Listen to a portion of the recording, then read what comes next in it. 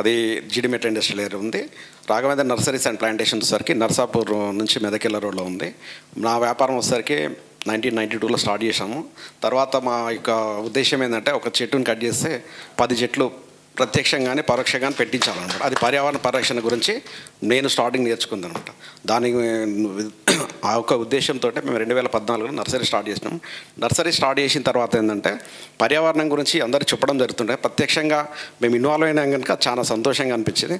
దానికి తోడు ఈరోజైతే మనం ఏదైతే ఆరోగ్యం అంటున్నారో, ఆరోగ్యం వచ్చేసరికి ఫస్ట్ ఆహారం నుంచి వస్తుంది.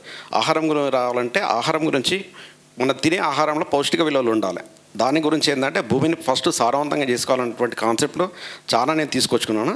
అయితే ప్రతి ఒక్కరు కూడా ఒకసారి అవకాశం వస్తే మన నర్సరీ విజిట్ చేస్తే మనం పర్యావరణం గురించి కానీ భవిష్యత్తులో మనము పిల్లలకు కూడా ఒక పర్యావరణం గురించి ప్లస్ ఆరోగ్యం గురించి ఒక కాన్సెప్ట్ మా దగ్గర చాలా బాగుంటుంది.